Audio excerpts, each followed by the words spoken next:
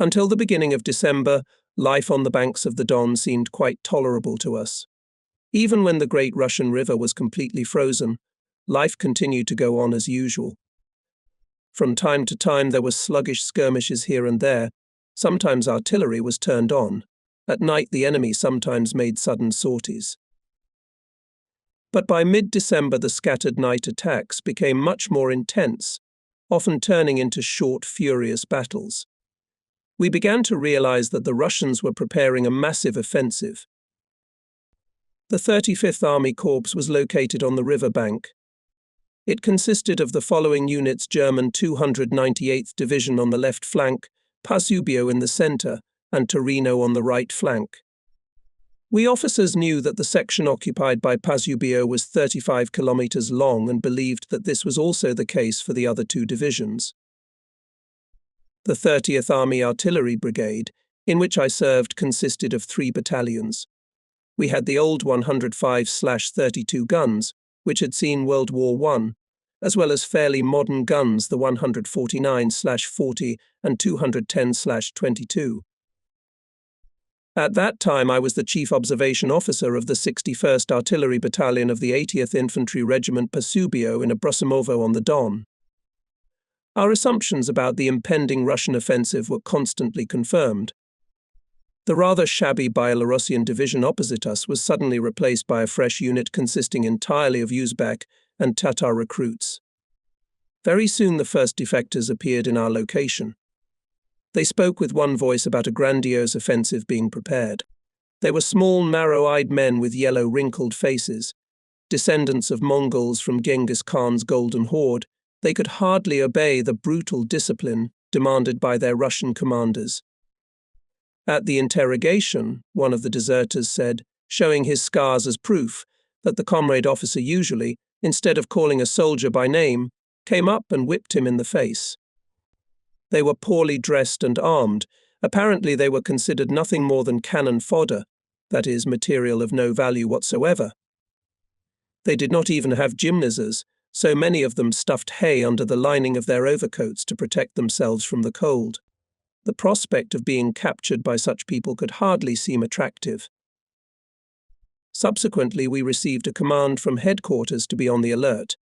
However, in spite of the clearly superior enemy forces, no one thought of appropriate reinforcements. Only a prefabricated German battalion and a few exhausted blackshirts arrived to help. It was obvious that the High Command lacked reserves. By then they had already perished in the crucible of Stalingrad. In places where our lines of fortifications deviated from the riverbank, several enemy companies crossed the Don at night and entrenched themselves in the lowlands in no man's land. Our 81mm mortars pounded them for hours, but to our considerable surprise, no return fire was ever returned. One could not help but be horrified by the attitude of the Russian commanders towards their soldiers. Their lives seemed to have no value. One of the deserters told how, after the complete destruction of the personnel of one of the companies, it was immediately replaced by another, occupying the same trenches in the snow. In such an environment, at dawn on December 16, 1942, the great offensive of the Russian troops began. In this book one do not intend to tell about the subsequent battle. Much has been written about this offensive operation of the Russians.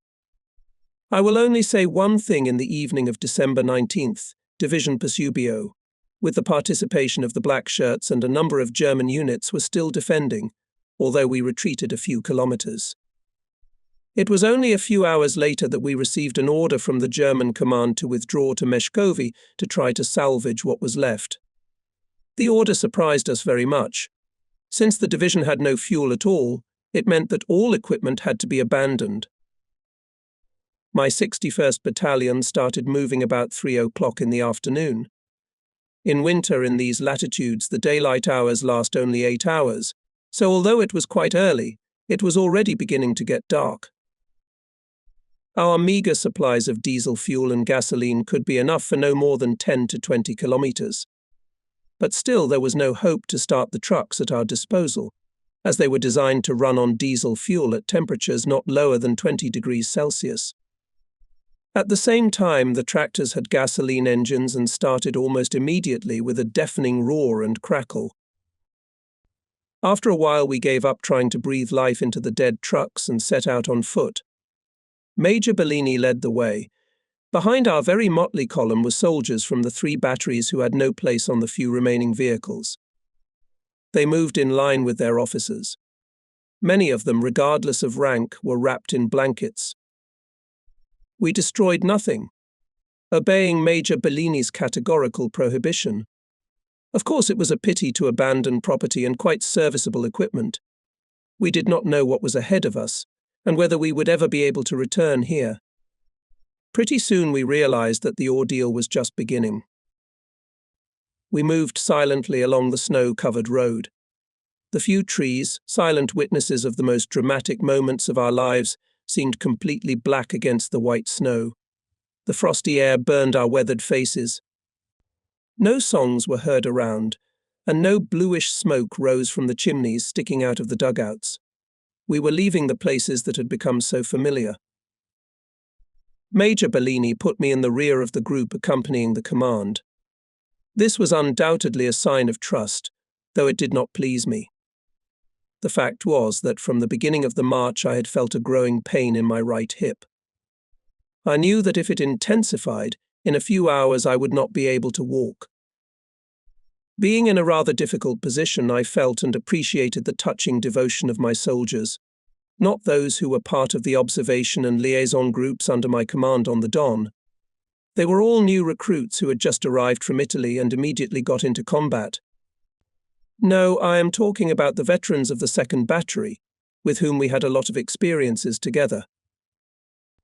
I approached Corporal Gimondi, with whom we had fought together for many years, and told him about my problem. I did not hide the fact that it might end up with my leg being taken away for some time. He threw the heavy bag of provisions off his back and replied, "Signor Tenente, I will not leave you.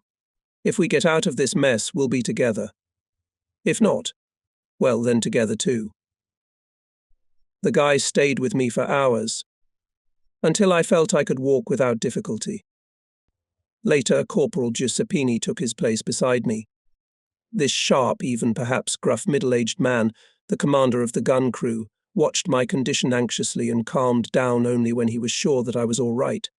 Old, faithful Giuseppini. How much we had seen together. In pitch darkness, a huge column of people gathered on the icy road leading to Meshkov through Malevanoy and Midovo. There were thousands of us.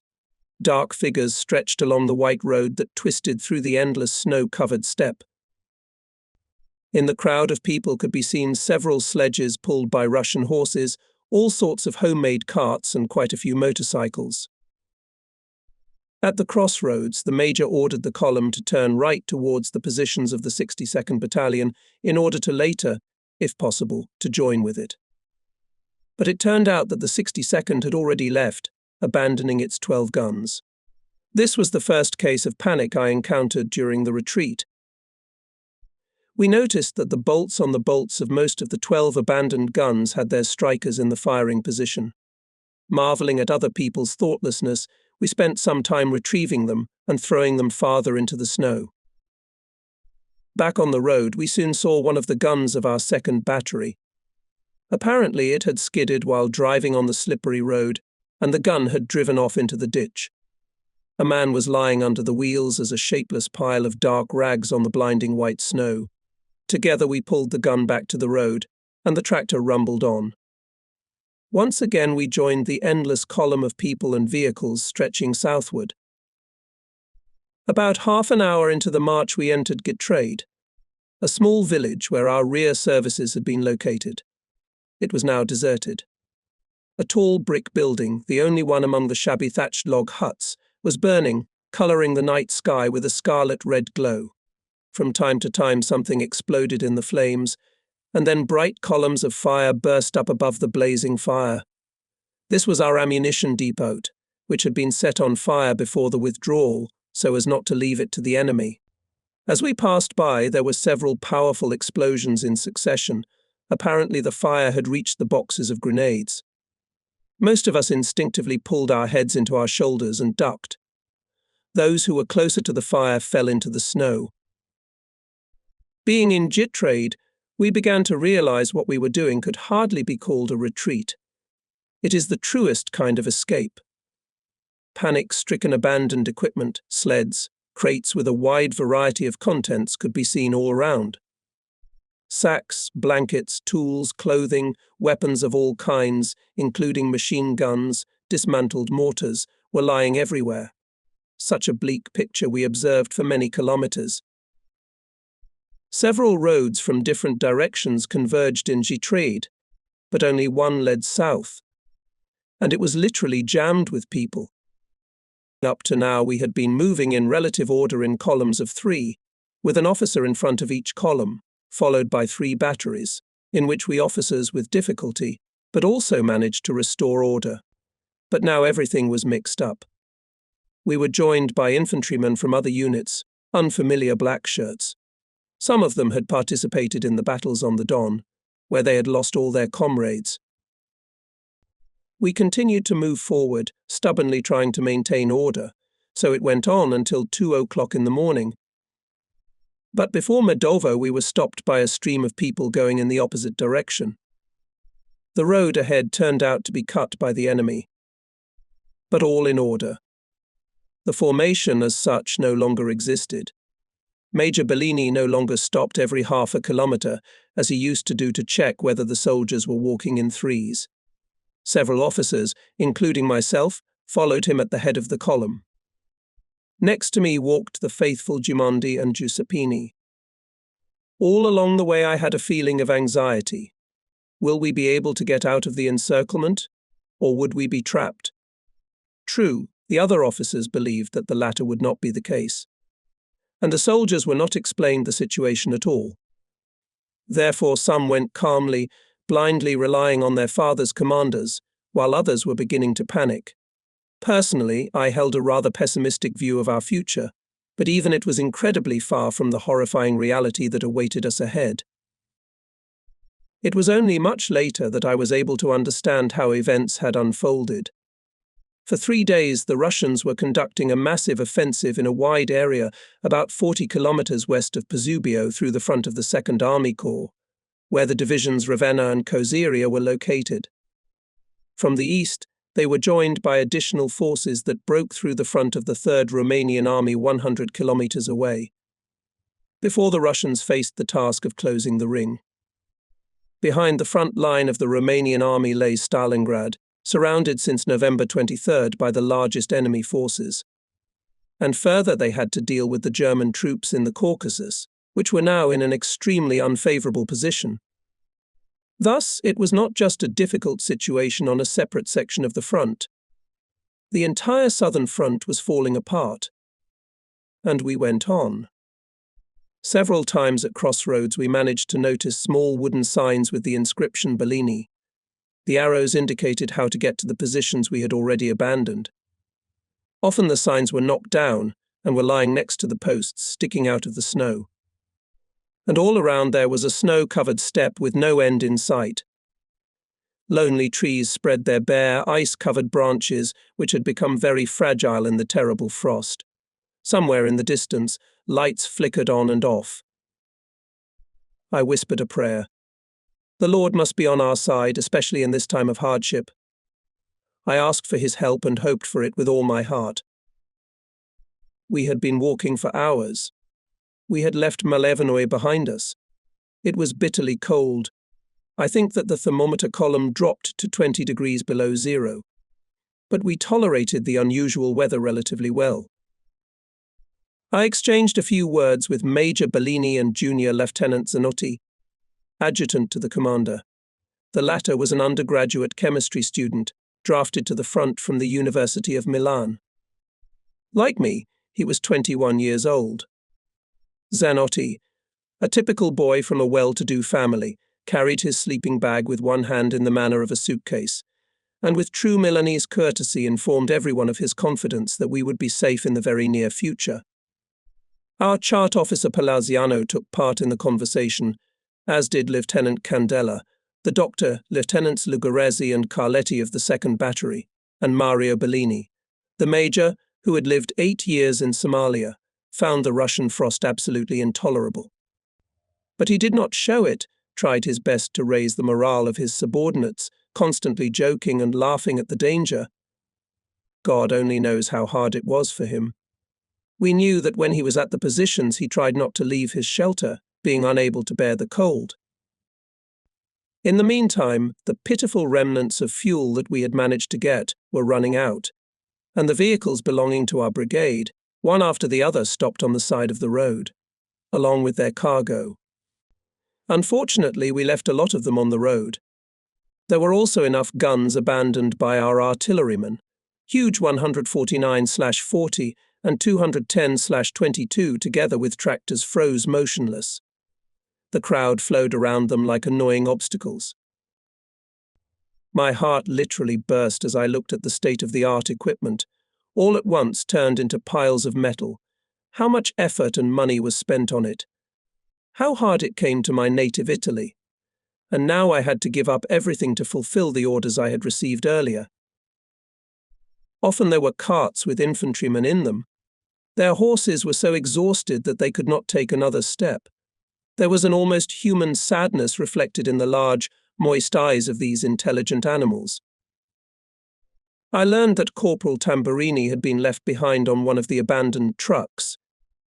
I knew the man well. A few hours earlier, his legs had been broken by a gun that had driven into a ditch. Alone on a truck with not a drop of fuel in its tank, this poor man had been watching the people rushing by for some time. Remembering the little yellow-faced Uzbeks into whose hands he was about to fall, he began to cry and beg his passing compatriots not to leave him alone, but no attention was paid to him. Unfortunately, I learned of this a few days later, and from the very people who had abandoned the poor fellow. We continued our endless journey into the night. Every hour the column stopped for a 10-minute halt, as required by the rules. Many of us collapsed into the snow. During one of these breaks, Zanotti fell asleep, and this at -20 degrees, and in the snow. But he had not slept all the previous night, and was exhausted by that all-consuming, mind-consuming fatigue, which is familiar only to those who have been at the front. Just before Medovo, a large group of Germans joined our column, coming along one of the country roads. Soon the flow of people clearly divided into two parallel streams. On the right went people in dark Italian uniforms. On the left moved Germans in their very bulky light clothes. The shoes of the latter were lined with thick felt. The difference between us was obvious to everyone. By the way, the Germans had fuel and quite a large number of vehicles. All the guns had tractors with a lot of fuel. In addition, they had many sledges and carts, each pulled by 2 or even 3 horses. In such wagons, 8 to 10 men were placed. This allowed the soldiers to take turns resting on the sleds. In addition, they did not carry anything on themselves, not even weapons. But if an Italian soldier falling off his feet from exhaustion made an attempt to climb on a German sled, he was immediately driven away. But all this was still a flower. The real trials awaited us ahead. Meanwhile, the number of our trucks continued to steadily decrease. Those that were still moving were covered with clusters of people, and on each of them, among the Italian soldiers dressed in dark colors, there was a German dressed in light-colored clothes. What can you do? Italians are good people. Monumental deliriums pulling 100 cadets and 220 were crowded with people. Soldiers sat on the hood, on the roof of the cabin, on the gun itself in general, wherever they could get a grip on something. Often they had to defend their place in a fight, because there were too many applicants for each one. From fatigue, the men could hardly stand on their feet. Some could no longer walk. One day I saw a dark figure lying in the snow on the side of the road. The arms and legs of the unfortunate man were twitching in convulsions. At that moment the column stopped. With the help of a few soldiers, I managed to lift the poor man up and bring him to his senses. Then I asked the German soldiers in a nearby truck to take him with them. I did not know the Germans then as well as I do now, so I found this behavior quite natural. An hour later I noticed a soldier in delirium. The infantryman, who had reached the last stage of exhaustion, was sitting in the snow on the roadside and mumbling incoherently about green fields and babbling brooks. I tried to stop one of the passing German trucks, but our valiant allies either pretended not to notice my signals or waved me away. Thus continued my acquaintance with the Germans. Finally, an Italian breeder with a 250 in tow showed up. We loaded the stubborn guy with difficulty. Before going further, the driver said that it was not difficult for him to take one more soldier, one more, one less. There was no difference. But there was only enough gas in the tank for 8 to 9 kilometers, and then we'd have to walk anyway. But there was nothing more I could do. We kept going. My leg was still bothering me. I walked along the road and thought sadly about my own fate. Why did I have to go through all this? If the paralysis had developed, I would have been doomed from the first moment. Did Providence want to make me feel by experience that human life in the full sense of the word always hangs in the balance? Hearing of my difficulties, the major offered me a seat on one of the trucks. But it was long past midnight, Medovo was left behind. We turned right, and not a single Italian truck appeared. Just beyond the village, the black shirts of one of the M battalions, I think Tagliamento, were bivouacked. Here I also saw the last means of transportation belonging to my brigade Pavese. After a while the column once more came to a halt. I was forced to go to bow to a small German lieutenant with an eagle nose, in charge of a tractor pulling a trailer loaded with barrels of gasoline and an anti-tank gun. We spoke French. It was the only language, other than the Germans' familiar language of violence, that they understood. As a result, I got a place in the car for myself and another soldier who could not walk. Before we set off again, another Italian lieutenant joined us, and then several others tried to join us, but the Germans were vigilant and drove everyone away. We drove on. But every few meters we made stops. It was very cold to sit motionless. The first soldier couldn't stand it, then a lieutenant got off and went on foot.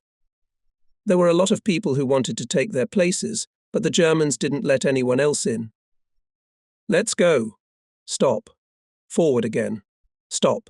And so on ad infinitum. In the village behind Medovo, I think it was Carasivo, we stopped for a long time. They were unloading gasoline from a trailer to fill the trucks. I took advantage of the stop and approached a large fire surrounded by a crowd of people. Turns out they were burning a food warehouse. At least this way, but I got a chance to warm up a bit. Finally. I then walked back to the trailer and we continued on our way. Now the bodies of soldiers who had frozen on the road were more and more common. At first I didn't want to believe my eyes. I must have been mistaken, and there were not people lying on the road at all, but piles of rags thrown by someone. But on closer inspection it turned out that there were people lying in the snow, turned into blocks of ice by the terrible frost. Their faces were contorted with the agony of death. Their frozen eyes stared into the black sky. We moved on. The column stretching along the wide road was still clearly divided into Italian and German. Suddenly we began to see first some people, and then small groups, hurrying in the opposite direction. Soon there were so many people coming towards us that we were forced to stop. I jumped off the trailer and sought clarification from the officers running toward us. They hastily and with some embarrassment told me that the road ahead had been cut hours ago. It was about 2:00 in the morning of December 20th. Having said goodbye to the German junior lieutenant who had shown me hospitality, I wandered back to the village. Very quietly, so as not to be heard by the soldiers, I told Major Bellini the sad news. Then I went to a packed hut to warm myself. As far as we knew, the Russians had never managed to get out of a German encirclement. Just a few minutes later, the order came for the 30th Artillery Brigade to line up. The remnants of the 60th Battalion joined the 61st. I heard the voices of Major Bellini and Captain Rossito, commander of the 1st Battery, but I was in no hurry to get out of the warm hut and join them. I must confess that I was desperately tired, And besides, I dreaded the prospect of being out in the bone-chilling cold again. When I did crawl out into the air, it appeared that the battalion had gone. The men hurrying along the icy road were unfamiliar to me. I shouted loudly. My voice travelled very far in the frosty night, but there was no answer. I was alone. I had to catch up with the battalion as soon as possible. I joined the grim column, which, leaving the road to Meshkov on the left, turned south toward the village exit and moved toward Popovka. Information appeared that the Germans were planning a breakthrough in this direction. Suddenly I noticed vehicles belonging to Pazubio's artillerymen. Several tractors were dragging the guns with strain. Behind them men were pulling them. I jumped on the step of one of the tractors and thus overcame 7 or 8 kilometers separating me from Popovka. A new winter day was dawning. Around us there was only an endless snow-covered steppe, and above our heads the same endless lead blue sky. In the village I met some familiar guys from the 80th Infantry Regiment. LT. Coriel was so tired that he could hardly move his legs. He was also very hoarse and couldn't speak at all, only sirens. He told me that if he was ordered to go forward again, he would die. I never saw him again. Meanwhile, looking at his weary, weathered face, I remembered the long conversations we had with him and Major Passini on long winter evenings in the officers' canteen in Abrusimov on the Don. With boyish eagerness we extolled in every possible way the skill and bravery of the Italian soldiers. The Major, who was much older and more experienced than us, chuckled good-naturedly and calmly explained that we were wrong. Sitting at a separate small table, Junior Lieutenant Burnaby cast indignant glances at us. It was late. All the officers had already eaten and dispersed, and we continued to talk animatedly, not intending to leave the room. The fact was that Junior Lieutenant Burnaby, who had recently arrived from Italy, was sleeping in this room when everyone left. And the rank of junior lieutenant was only 2 months ago. And then the heavy fighting began. One moonlit night, Burnaby went on a sled to the company. He was very pleased because he was to take command of the squad. And he died. Major Passini died too. And many more men from that battalion are no longer alive. Now I thought the worst was over. I came upon Coriel, who, limping, was wandering around looking for his soldiers. Most of them were recruits from Sicily, fresh to the front, and were trying to sneak away at every opportunity. Apparently the Major was right in his assessment after all. Some things are best forgotten. Captain Lanciani and Lieutenant Fabrosini, a perky Neapolitan, were also here. Like Coriel, Captain Lanciani limped. We stopped. At the very height of the day, the Germans in 8 or 9 heavy armoured cars had set off somewhere to the east. They had to break the encirclement. At least that's what we thought. Behind them moved the wagons with their belongings, and further on came 2 columns of Italian soldiers, black ribbons winding through the blinding white snow. The huge space around Popovka was now swarming with people, with more and more columns approaching from the Medov side. I kept close to Fabrosini, the officer commanding the remnants of the scout platoon in Abrusimov. We had been through a lot together, and we got along well. We stopped at the crest of a very long hill. There the Germans were performing some complicated maneuvers designed to deceive the enemy. But it didn't look like they were planning to go for a breakthrough. Fabrosini, a few of his scouts and I waited sitting in the snow and gnashing our teeth against the cold. Behind our backs the shabby huts of Popovka were gloomily black. Ahead of us, it seemed that the endless snow-covered plains stretched as far as the horizon. Not a single sign of life was visible anywhere. I decided that I had to get up immediately and start moving, otherwise I risked freezing to death. In an attempt to warm myself, I began to walk rapidly back and forth, and finally came upon my commanding officer, Major Bellini, surrounded by several officers of the brigade. The cold was becoming unbearable. One could only wonder that we were all still alive. In anticipation of a breakthrough, It was absolutely necessary for us to find at least some shelter. Captain Rossito, a very fat, red-faced man, went off into the darkness, saying that he had found a great shelter for us all in a large haystack.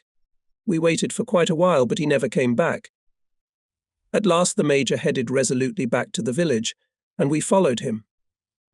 Another row of dwellings runs southward and forms a broad parabola, one branch of which crosses the lowland, while the other stretches along the foot of the opposite slope toward the large massif, but falls a little short of it, for they are separated by a swamp. In winter the swamp is a snow-covered icy wilderness surrounded by thickets of reeds swaying in the wind. This picture painfully intensified the feelings of hopeless despair and loneliness. The disposition was as follows: a large mass and part of the main street, as well as one slope, were taken by us. The whole of the rest of the village was in the hands of the enemy. Their infantry were positioned below in the reeds, and their heavy guns above, evidently behind the top of the hill. To our good fortune, the enemy's forces were small on the very first day. But the number of enemy troops was constantly increasing, and shells were constantly falling on the heads of the unfortunate Italians, who were hiding in numerous crevices and craters, killing men by the hundreds. Those who wandered from house to house, trying to find a more secure shelter, were very cleverly shot by machine gunners. The Germans were creating a line of defense, but it was in its infancy. What were they waiting for? Why didn't we even make an attempt to break through to the free territory? And where is it? The Germans explained that very soon armoured formations would come up and clear the road. After spending the entire morning helping people find shelters, I decided to get some rest. I hadn't slept for 3 nights already, and feared that I might not be able to take the strain. I walked slowly around the village, looking for any corner, but in vain. The Germans occupied everything and vigilantly guarded their possessions. This situation was a consequence, and at the same time one of the main reasons for our flagrant lack of organization. Eventually I wandered to the far end of the village. Here was the hut allotted to us for the infirmary. It had only 2 rooms and a small stable, which by some miracle was empty. I entered the stable. There were several soldiers with me, but I remembered only one of them, 9, a volunteer from Naples.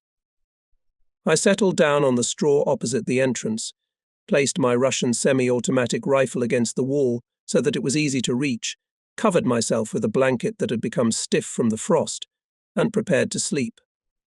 I also took off my boots and socks, the latter, as usual, being wet. In the semi-darkness I could see that the soldiers who had come with me were also making themselves comfortable. 7 or 8 minutes passed. No one slept. Suddenly the door opened and a soldier with a rifle pointed at us appeared in the doorway. He was Italian, judging by his clothes. He shouted curses loudly with a pronounced southern accent, called us cowards and traitors, and demanded that we surrender immediately. I did not know who he was or where he had come from, and I could not decide what to do. Suddenly a shot rang out, and the soldier lying beside me wailed loudly, "Mamma mia! Mamma mia!" The door slammed shut. Judging from the sounds behind it, the madman or traitor, I don't know what, the soldier who had burst in was reloading his rifle, so he was going to shoot again. I grabbed my rifle, rolled a little to the side to take cover behind a crate that happened to be there, and prepared to fight back. For some reason, at that very moment I became acutely aware of how unpleasant it was to have bare feet on the frozen straw.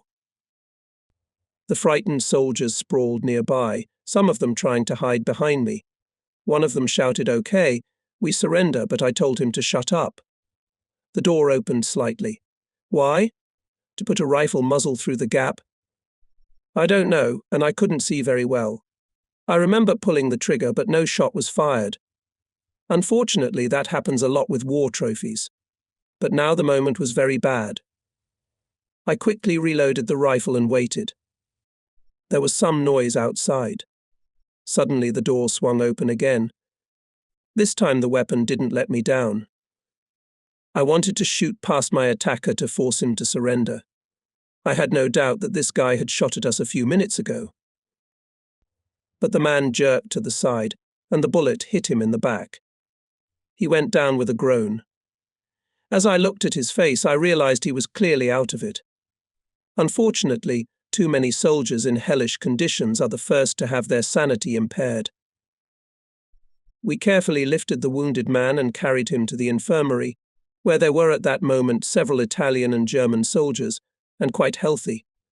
Behind us slowly walked the soldier who had been wounded by our attacker. The bullet had hit the poor guy in the head. His face was covered with blood. The soldier, wounded in the back, kept frantically clutching my hand and repeating, as if he were in a rhythm, "Don't leave me, Signor Tenente. I beg you, don't leave me." I asked him if he had shot at us, and if so, why, but he did not answer. I sent for the doctor, but he could not be found. The man wounded in the back was picked up again and dragged to a nearby German infirmary. We argued with the German doctor for quite a long time, not understanding each other at all. Finally, our wounded man was hastily bandaged without even treating the wound. The German said that he did not have any disinfectants. The German defiantly refused to even look at the second wounded man. We had no choice but to leave. It was quite dark.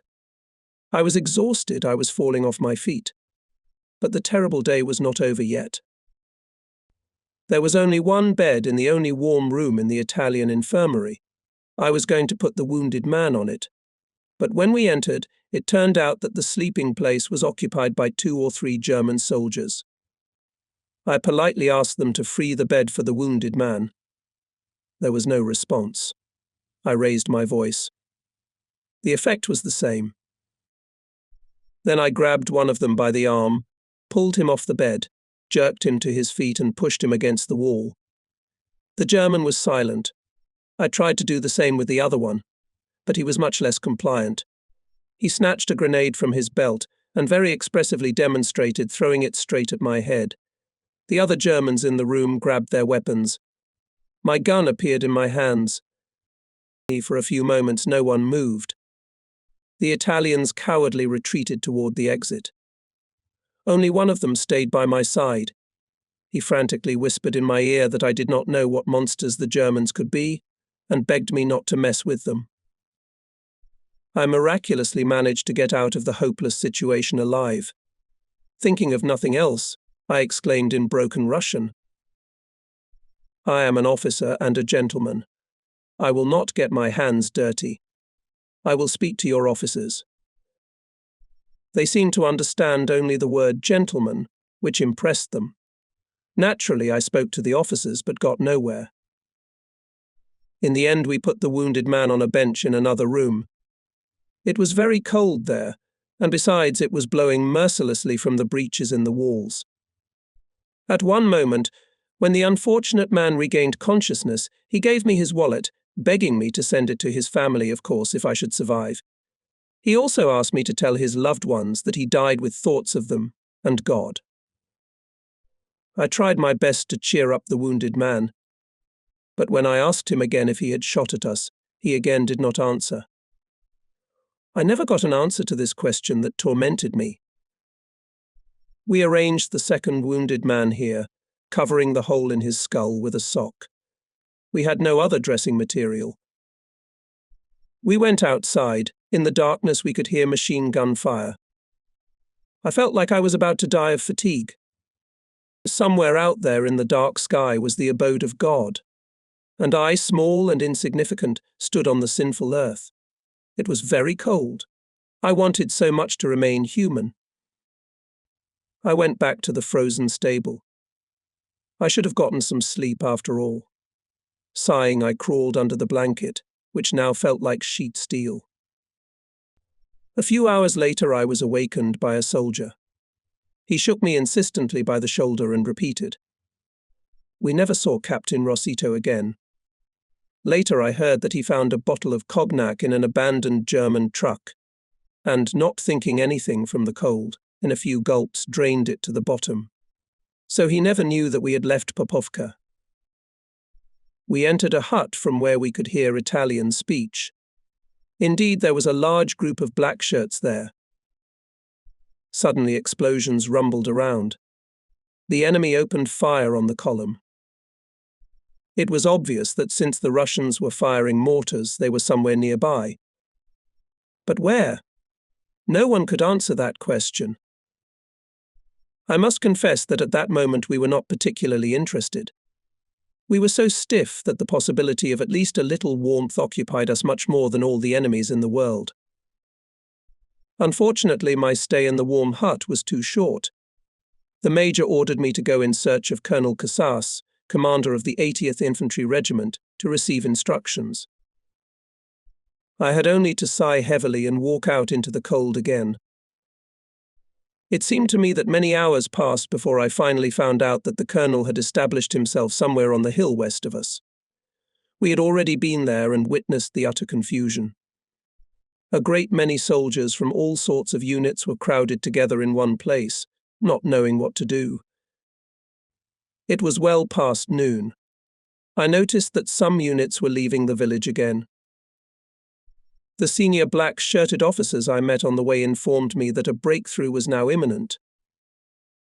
Deciding that I had received enough information, I headed for the hut where my comrades and Major Bellini were waiting for me. In 200 meters from it, I noticed a Russian tank. It had not been there before. It turned out that it had appeared in the village a few hours earlier and was very quickly hit by the Germans. Its crew consisted of one very young boy, almost a child. After getting out of the tank, he attempted to fire, but was shot by superior enemy forces. Later, Corporal Giuseppini told that this tank appeared quite suddenly. It was followed at some distance by 2 or 3 others. Its sudden appearance on the Medovo road, on which were moving columns of German and Italian soldiers, led to a real panic. All the more so because he was rushing forward, destroying everything in his path and pouring machine gun fire on the survivors. Giuseppini swore that he saw at least 500 dead.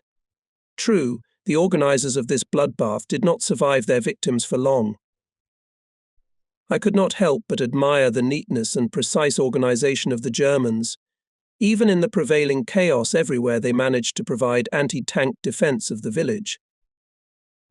Returning to the major, I dutifully told him everything I had learned. He immediately decided that we should together find the improvised garrison command post, the location of which I had managed to find out. Thus I had to say goodbye to the hope of resting peacefully in the warmth. What was worrying was that I had gotten my boots full of snow the day before, and now my socks were completely soaked. I had changed from shoes to boots a few days ago, but had not had time to get long socks, gaiters, or at least bandages. The danger of catching a cold was becoming more and more real. We never made it to the so-called garrison. On the way, we met several senior officers familiar to the major with groups of soldiers and soon found ourselves among our own. It was getting dark. We had eaten nothing the night before. We had only managed to swallow a few gulps of ice water. Now, at dusk, huge fires were burning everywhere, throwing columns of black smoke into the night sky. The Germans were burning everything they could not take with them. Between the fires on the snow blackened with soot, the corpses of slaughtered horses were slowly cooling down. They had been shot so as not to leave them for the Russians. I was distracted from my gloomy thoughts by Junior Lieutenant Di Zoilo Zorzi, who, smiling broadly, came up to me. I was very glad to see him. He, like me, was from Verona, and during his months on the Russian front had managed to become my best friend. The chief observation and communications officer of the 60th Battalion, Zorzi had trained with me at Moncalieri. Like Mario Bellini, Antonini and myself, Corsi arrived in Russia in June. When the retreat began, he and his men, the remnants of the 1st Battery of the 80th Infantry Regiment, were in the village of Monastyrshino, near Abrosimov, surrounded by secularized monasteries. Judging by his accounts, they managed to slip away at the last moment. Uzbek hordes had been following them on their heels for a long time. Since the fighting started 4 days ago, I hadn't heard from Zorzi. so we were both happy to see each other again. Although it was frightening to open our mouths in this cold, we could not talk for a long time. Meanwhile, the columns began to form up again. Night had fallen on the land. It became even colder. In order not to turn into a pillar of ice, we had to keep moving. At first, Sortzi and I walked back and forth beside our column. Then we started jumping and slapping our hands on our shoulders in a vain attempt to warm ourselves. It was exhausting, of course, but it helped not to freeze to death. I saw Major Bellini suffering. He was worse than any of us at enduring the cold. He spoke to me rather dryly. I had the impression it was my fault he had to leave the warm room. If I had not found out the location of the garrison headquarters, we would still be sitting in the hut. Meanwhile, the thermometer continued to fall. What the temperature was that night, in my opinion, no one knows. For each of us, the frost turned into a personal enemy, a ruthless killer, creeping up simultaneously from all sides. It made us suffer terribly, slowly and relentlessly sucking the life out of us. He had no hurry, he knew we were not going anywhere, and he enjoyed his undivided power. How often afterwards I felt the same way. Once in a while we allowed ourselves to sit down for a few minutes, but very soon we would jump up and start moving again. Even the shortest respite would cause our legs to lose sensation. Time was running out. The general's car was also parked here. Our major periodically approached it and exchanged a few words with those sitting inside. And around us life was boiling. Column after column built and left in different directions. Around 9 p.m. Numerous trucks, guns and wagons began to arrive from somewhere, following them soldiers on foot. It turned out to be Torino's division. The column stopped near us. I heard talk that the division first tried to go out on another road in a southeastern direction, but ran into the enemy. Now we were to unite and move together to the southwest. The Germans demanded 1,000 litres of gasoline from the Torino division, promising tank support in return. This meant that the division would lose all fuel supplies. Nevertheless, the Germans' urgent request was granted. Thus, at one point converged the following divisions: Pasubio, Torino, separate units from Ravenna and Solera, 298th German Division, deprived of command and most of the personnel, but had 8 or 9 tanks. Pasubio's division took part in the heaviest fighting on the Don. 2 more legions of blackshirts, Tagliamento and Montebello, but pretty battered. How many of us Italians were surrounded? At least 30,000, according to the most crude estimates. There was no hiding from the bitter cold. There was nowhere to wait for help. We tried to protect ourselves as best we could. When we finally set out, it was midnight. The column stretched for kilometers, but the movement was orderly. On the left went people. 80 meters to the right of them moved equipment, in the middle sleds, wagons, horses. The Germans led the column. We had to constantly monitor the order, not to let the soldiers overtake each other in an effort to get closer to the head of the column. That is, under the direct protection of the Germans. Unfortunately, this was the mentality of the Italians. Unable to restore order in their own ranks, they immediately lost confidence in their forces. Besides, we had no automatic weapons at our disposal. We had only a few machine guns left, while machine guns as well as handguns were abandoned. Thus we were armed only with rifles and muskets. Some officers also had pistols. In addition to a pistol, I had a Russian semi-automatic rifle with a telescopic sight. That night I noted the first instance in my experience of a junior officer refusing to follow my orders. One of the sergeants in my battalion refused to return to his place in the ranks. I was absolutely convinced of the need to maintain strict discipline, as any disorder under the circumstances could have dire consequences, so I was about to shoot the poor fellow as instructed. The only thing that stopped me was that the sergeant seemed to be completely insane and clearly did not know what he was doing. So I only wrote down his name and decided to make sure that he would be brought before a court-martial and held accountable for disobeying orders. But this sergeant never came out of the encirclement. We went on. On the way, I mentally offered a fervent prayer to Almighty God, asking him to give me strength and courage. The night was very dark as the eye could see. The road sloped gently down the hillside to a valley invisible in the darkness. Here and there, bright flashes of signal lights cut through the pitch darkness. Every descent is usually followed by an ascent. On its steepest initial section, most of the vehicles had to be abandoned. True, this applied only to Italian vehicles. Powerful German caterpillars easily overcame the steep ascent. They did not help us. However, even if help had been offered, nothing could have changed. We were out of gas. The climb, as well as the descent, lasted many hours. It wasn't very cold as we walked. If rumors were to be believed, we were supposed to be out of the cauldron by dawn. A bleak winter dawn was dawning. Once again, we saw the endless snow-covered fields surrounding us. After completing the grueling ascent, we entered a small village consisting of several dozen squat huts. It was called Pozdniakovo. Around it, the Germans had placed powerful anti-tank guns right on the snow. In the village, there were tanks at the crossroads. There was a rumor that we were already free, but unfortunately it turned out to be false.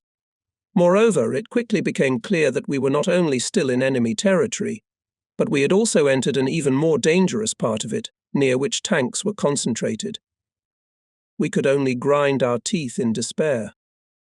It was 6:00 in the morning of December 21st. We stopped. At the same time, the tail part of our Italian column continued to rise and now actively pressed on us from behind. Again, the noise and confusion began. The officers were shouting orders in hoarse voices. The rank and file lazily pretended not to hear anything. Little by little, the soldiers, shuffling from foot to foot, pushed by those constantly coming up from behind, left the line and languidly stretched out toward the huts visible in the distance. People were convinced that the front line was somewhere nearby. At that time, we did not yet know that there was no permanent, clearly defined line at all. In front of us, there were only enemy infantry divisions that had moved forward strongly and motorized brigades that controlled all passable roads. We were moving to their rear. The soldiers gradually scattered in the neighborhood, and some groups went quite far away. Obviously, they did not realize how dangerous it was to move away from their unit in such a situation. After all, at any moment could appear Russian tanks. How come nobody took matters into their own hands? Why were so many people allowed to move blindly towards their own deaths? I confess that we were greatly depressed by the vastness of the surrounding landscape. Compared to the vast horizons of the steppes spreading out on all sides, a man seemed like an insignificant booger. The feeling of fatal inevitability of what was happening penetrated into our souls. We dumbly shifted our feet and thought languidly about the senselessness and futility of any struggle. I had to pull myself together with great effort. Such a breach of order is absolutely unacceptable. Something must be done. After a little thought, I made a decision and began to work like a stubborn little ant, with the help of LT. Macario of the 2nd Battalion, 80th Pashubio Infantry Regiment, and a few other officers, we began to gather men and form units. Some of it worked out. The people were so confused that they were ready to obey anyone who was able to give them a clear order. And the people kept coming. I found myself in an amazingly paradoxical situation. If only there were an energetic senior officer in my place. But the senior officers seemed indifferent to what was happening. Later, I realized that the cold spurs only young people like me to action. In older men, it paralyzes all initiative. Fortunately, we managed to cope, and more or less organized groups of people moved towards the village. I was told that on the other side of the hill, among the ruined houses, the general was gathering people. We went there at once, and after a while joined the army. On all sides, more and more Italians were coming toward us. Finally, the general ordered us to leave Pozniakov, go a kilometer to the southeast and prepare for a breakthrough. It turned out that we had 4 generals with us: Rossi from Torino, Capizzi from Ravenna, and another one, who was called Bozelli. After a while, the name of Bozelli was no longer mentioned, nor was any other name called in his stead. I cannot remember exactly who was then in command of the troop movements. The formation of the new military unit, or rather the waiting for its formation, since we were again doing nothing but waiting, was taking place on a vast and gentle hillside sloping gently down to the valley. We saw that there were Germans in the valley. They were marching somewhere in an organized column, guarded on the flanks by tanks. I was doing my best to bring order to our ranks. But one can hardly expect people who are not accustomed to discipline in everyday life to obey orders just because they happen to be dressed in military uniforms. The Carabinieri tried their best to help us officers, but unfortunately to no avail. The men clearly did not want to march in an organized formation. We had not yet had time to start moving when the first bullets struck the soldiers ahead of us. The formation instantly mixed up, people ran, and our guys continued to shoot at us, and from where it was absolutely unclear. We did not leave enemy shooting unanswered. The soldiers were fiercely shooting at random. In the meantime, the enemy's fire became targeted. The bullets more and more often reached the target. One of them even whistled very close to my head. Apparently, my desperate gestures to bring at least a minimum of order attracted the attention of enemy snipers. I was recognized as an officer. Eventually, the crowd of Italian soldiers divided into small streams of men, which poured into the valley. It was evident that there were wounded among them. And then I had an opportunity of witnessing one of the most terrible spectacles of the whole retreat. I saw Italians being killed by Italians. Groups of scouts who had been sent by our officers to survey the area on their return were mistakenly fired upon by their own comrades. In the resulting indiscriminate firefight, the friends were killing each other. I broke my voice trying to stop the bloodshed. In the commotion, I lost my hat, which was immediately trampled on. It was pointless to do anything else. We were no longer an army. I was no longer in command of soldiers. I was surrounded by creatures unable to control their actions. They obeyed only the animal instinct of self-preservation. A last attempt to restore order. I remembered that near the village I saw 2 or 3 75/27 guns abandoned by the 8th Artillery Brigade in working order. I rushed across and stopped a tractor that wasn't pulling anything in tow. It was absolutely necessary for us to get at least one of the abandoned guns here. On the tractor were several wounded men.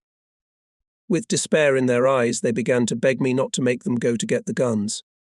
I did. I had no hat, only a knitted helmet to protect my head.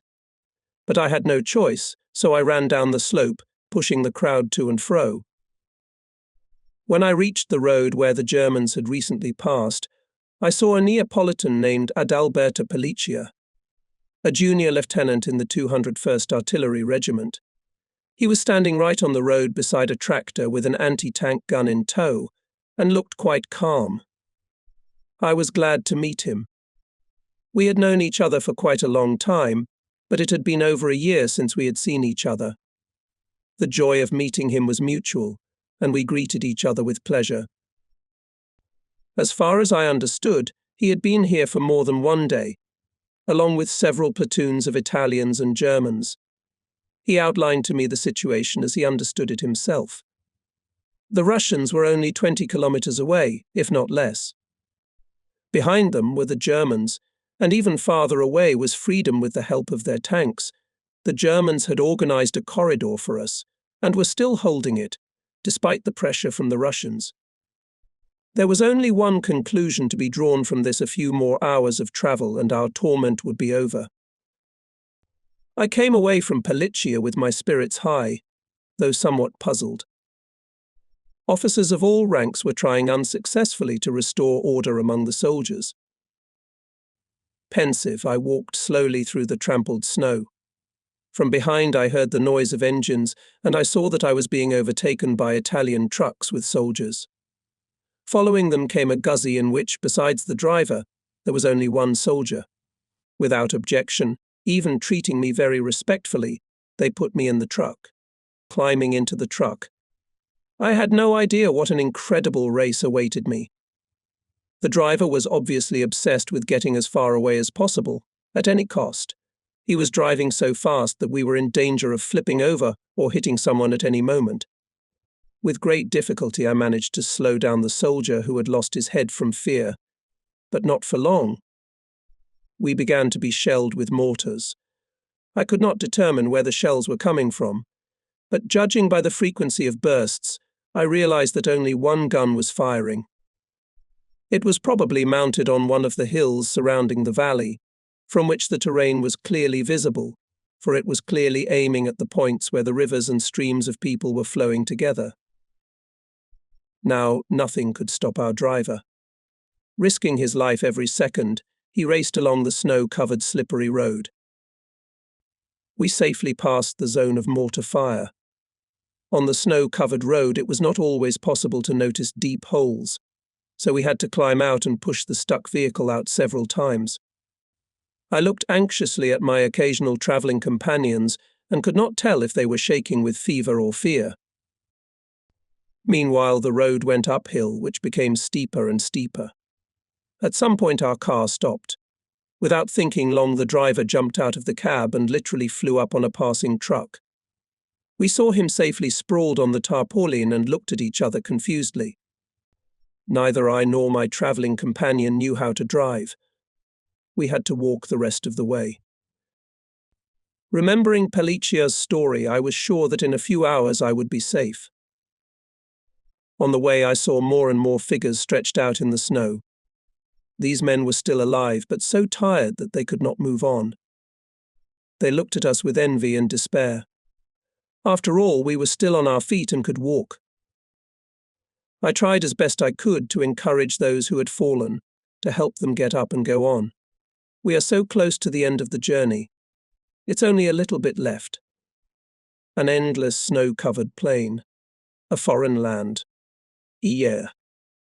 Small streams of people and vehicles eventually merged into a single stream that flowed across the silent field to somewhere far away, and neither its beginning nor its end was visible. A sledge carrying wounded men was stuck in the snow. The driver tried in vain to move them, but the horses were too exhausted. One of them seemed to be at its last breath. She stood in a daze, covered with a crust of ice, and only her heavy flanks showed that she was still alive. In her sad, clouded eyes there was a glow of understanding. The other horse could still move.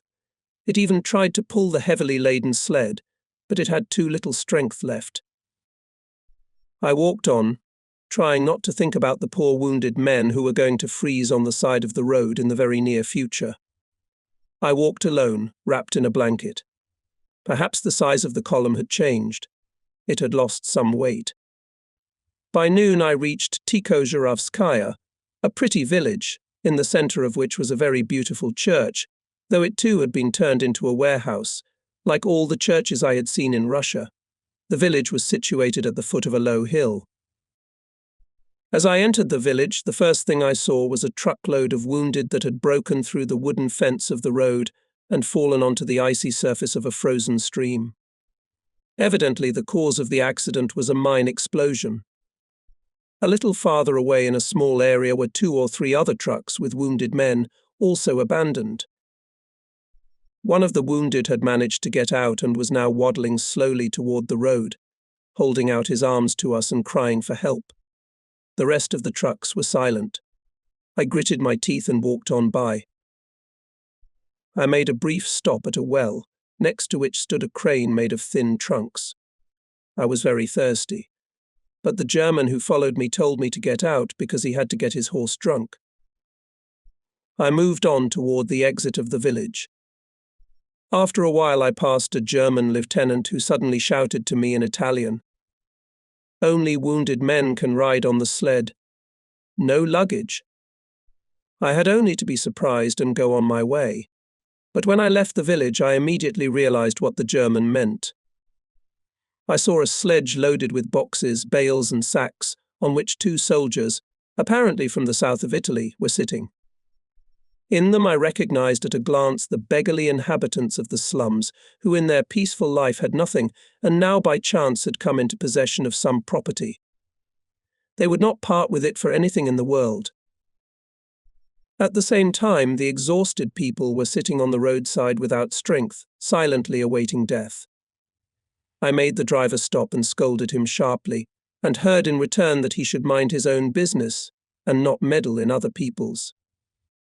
Then I went to the sled, pulled off a heavy sack and threw it into the snow.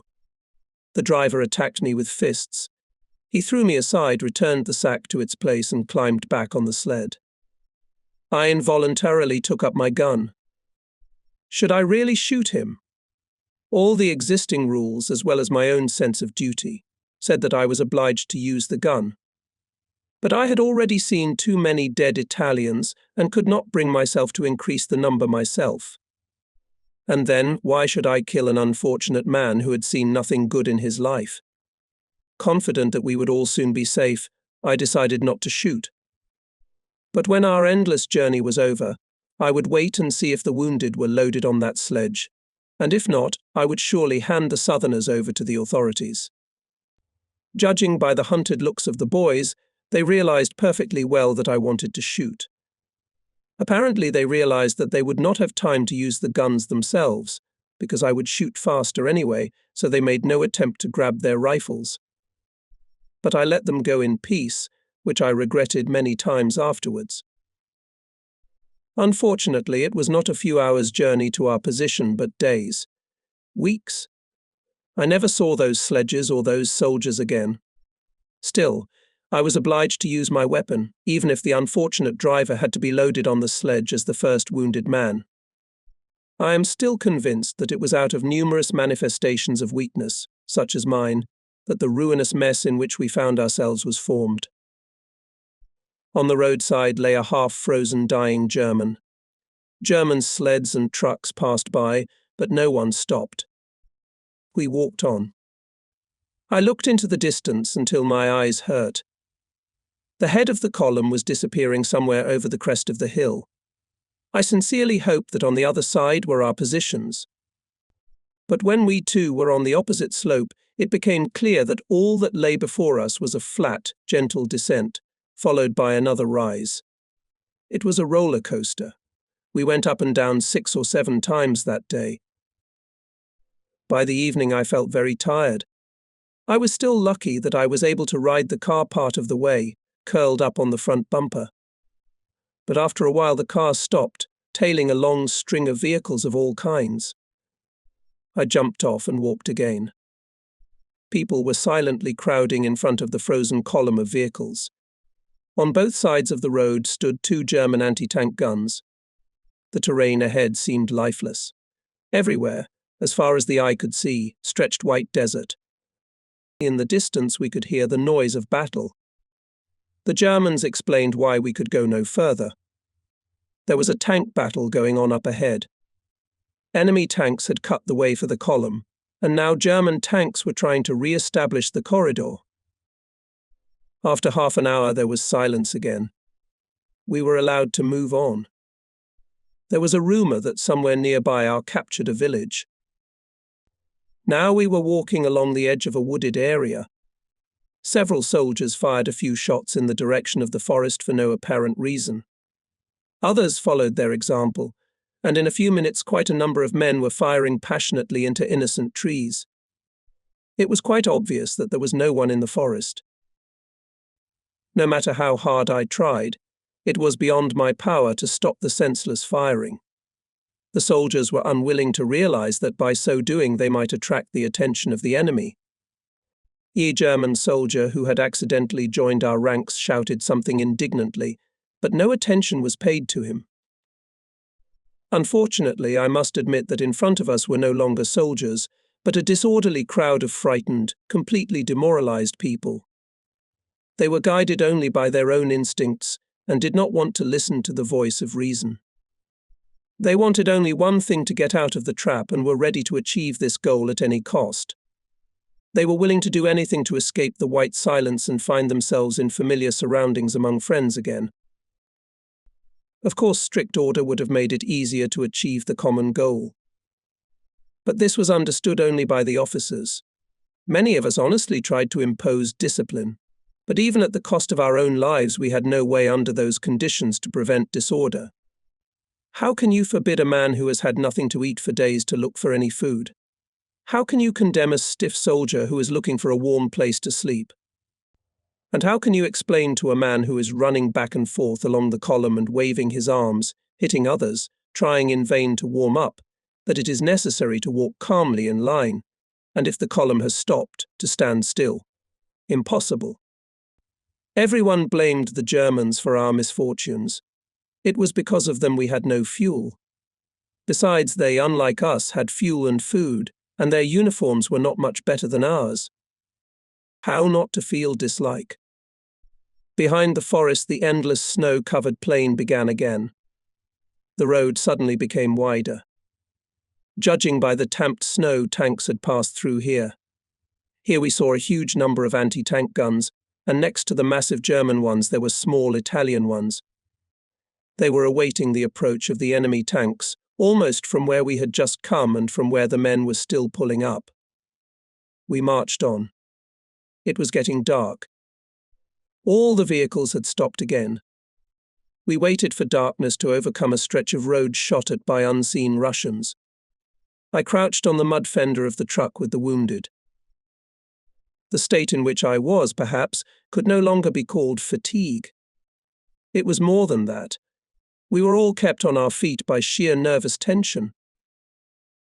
We did not yet know that behind us, in the vicinity of the village of Pozniakovo, where we stopped at dawn, the last combat-ready units of the Torino division were attacked by enemy tanks and infantry and defeated. It was getting dark. The vehicles were still standing, but one by one the men moved forward. They cautiously descended into the low ground and began to climb the next slope. Judging by rumors, it was there that there was a yet unseen village that remained in the hands of our soldiers and already outside the surrounded area. On both sides of us now and then we heard machine gun bursts. The night sky periodically lit up with bright flashes, and I was still sitting where I was. A very young infantryman approached me, limping badly, looking like a boy. His feet, wrapped in dirty scraps of blankets, were frightening to look at. He seemed to be leaning on a stick.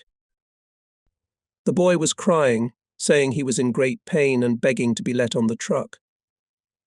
The lieutenant in charge of the transport said that there was not a single seat available.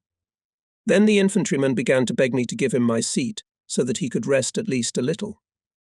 I tried to explain to him that it was useless, that if the truck started he would not be able to hold on anyway, but the boy could not hear the voice of reason.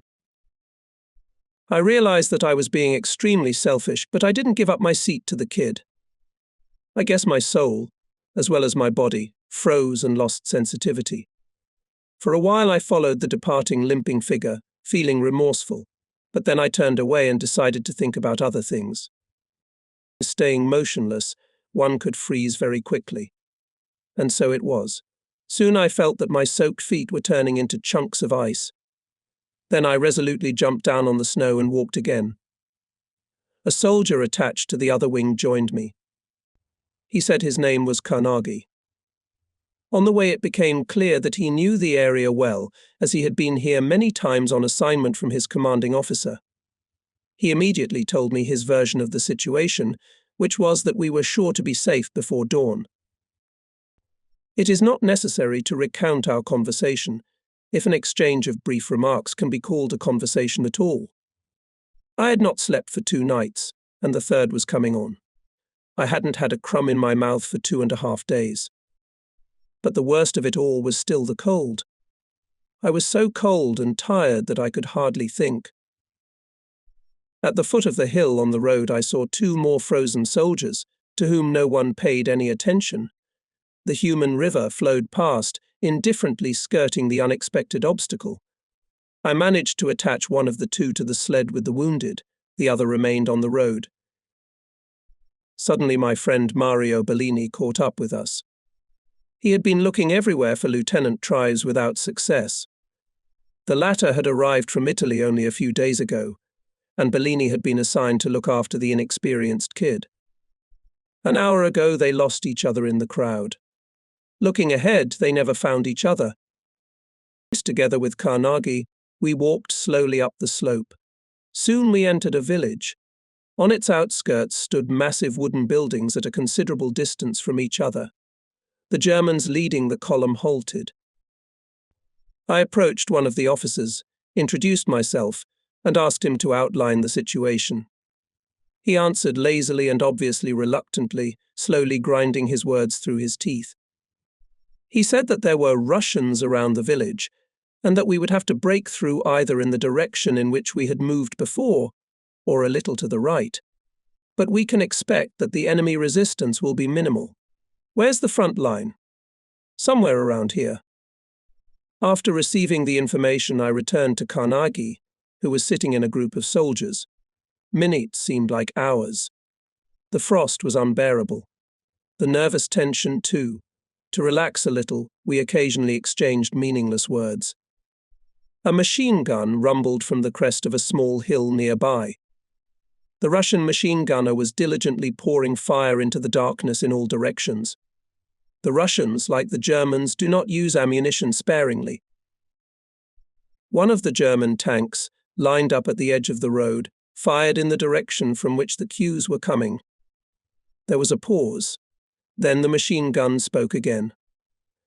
Another shot, again a pause and a new line. This went on several times. Finally, the tank stopped firing, so as not to waste shells.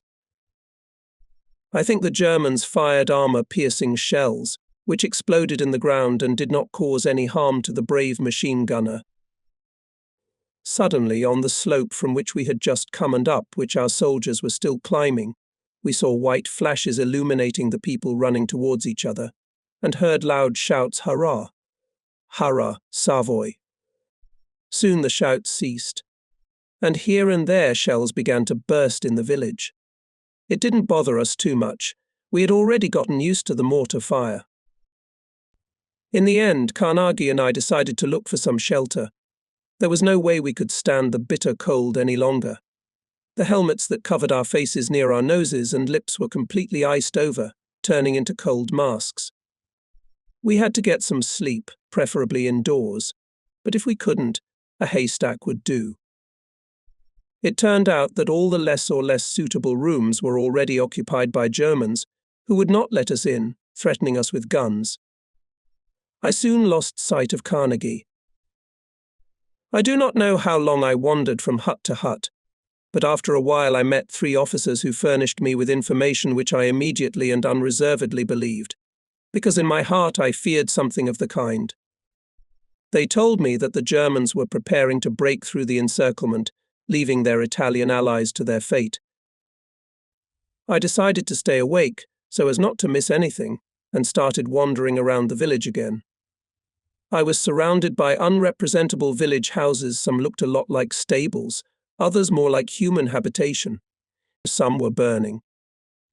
In the dim light of the fires, I noticed a shallow trench in which the Italians were huddled close together. In this way, they must have been trying to keep warm. One of the soldiers, squeezed in at the edge, appeared to be an acquaintance of mine.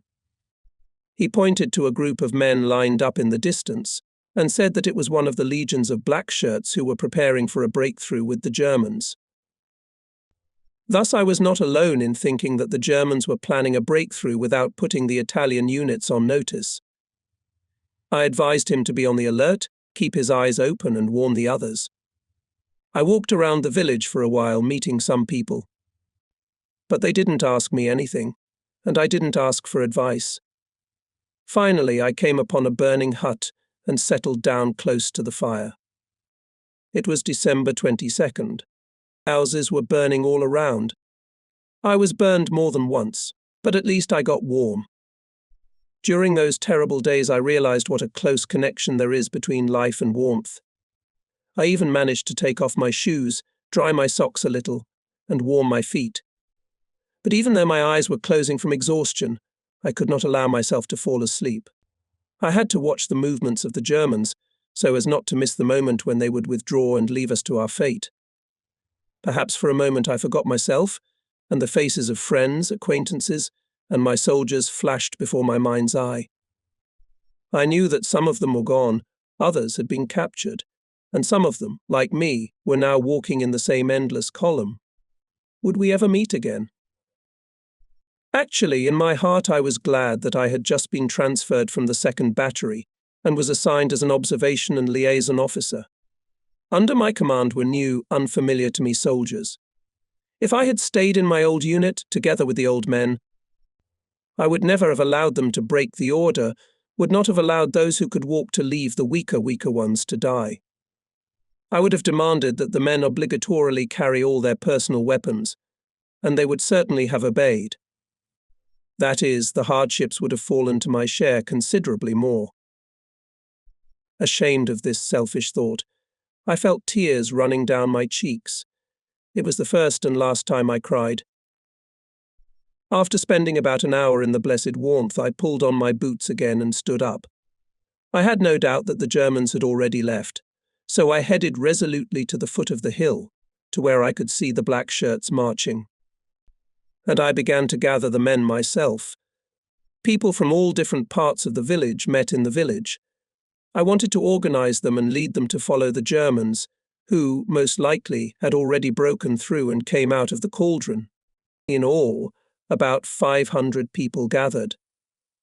I was actively assisted by Junior Lieutenant Fabrosini, who had previously been commander of the Scouts in Abrasimov, as well as several sergeants who willingly responded to my call. We were preparing to march along the same route that the German officer had spoken of the previous evening. As I recall, I ordered one of the sergeants to line up the unit as if we were in the barracks. His loud formation commands sounded strange, to say the least, considering the surroundings. But I tried to ignore such absurdities. Then I made a brief but passionate speech, and I could see that it made an impression, and we prepared to start moving. We intended to break through any enemy barriers if it happened that the enemy had already cut the corridor. At that time I did not yet know that the Germans had not broken through anywhere, and I was going to lead the men to the very heart of the enemy. 62. But Providence intervened, proving once again that man assumes and disposes not at all he, but a higher power. And we are all but insignificant and obedient instruments in its hands. That's a phrase one kept saying to myself afterwards. Fabrosini began to argue. He didn't want to agree with the route I had planned. I knew perfectly well that if the soldiers continued to watch our quarrel, they would cease to believe us.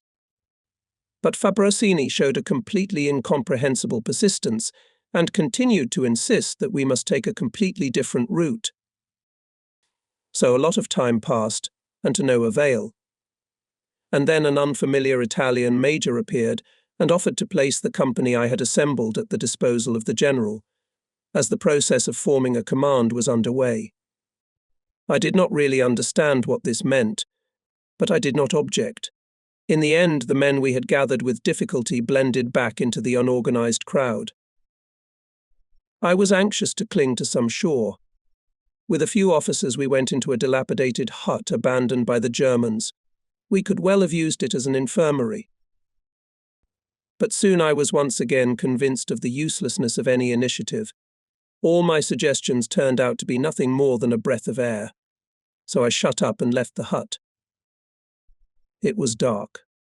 Major said that now our main task is to hide because the enemy is all around us.